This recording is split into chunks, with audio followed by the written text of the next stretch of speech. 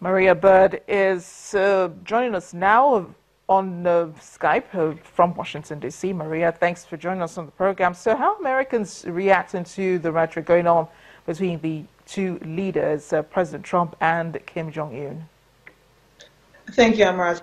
You know, America has been watching this for quite some time now. It is clear that the threats are getting more intense.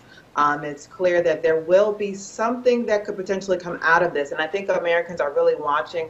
Unfortunately, there's been so much devastation in the U.S. due to natural disasters that Americans have not, I think, really keyed into until the last couple of days, really what the discussions are. But I think overall, Americans are definitely watching.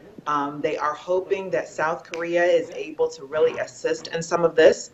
And ultimately really looking for ways, because, you know, nuclear testing has just been one of those issues that for several decades now that Americans have been very concerned about, and obviously has looked to the White House to decimate some of those concerns and obviously to move away from that globally. So, Maria, this is akin to a call for war on both sides. I mean, they're talking tough. Kim Jong-un is talking hydrogen bombs. President Trump is talking, serious measures destroying North Korea and so on. What are you hearing from the White House concerning the rhetoric and how dangerous this is?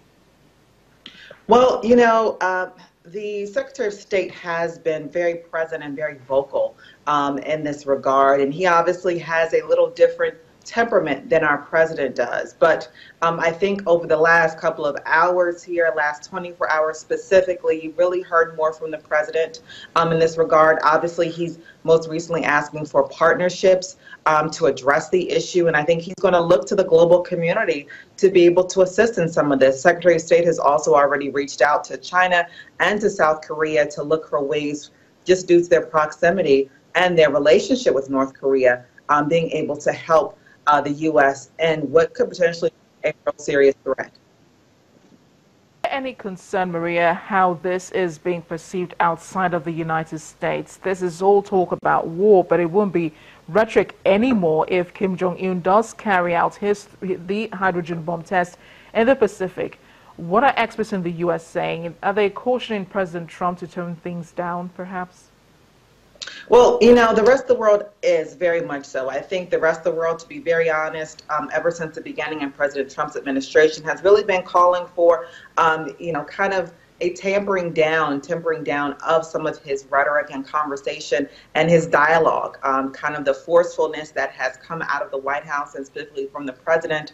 I think the global community is really asking that some of that go to looking toward more partnerships and looking to be a part of the global community and really looking at new ways and different ways to communicate outside. So I do think that they are a little concerned, especially very interesting enough, Guam, which is obviously a U.S. property and a territory, has, really saluted President Trump because they feel like they have been in this torn situation for quite some time.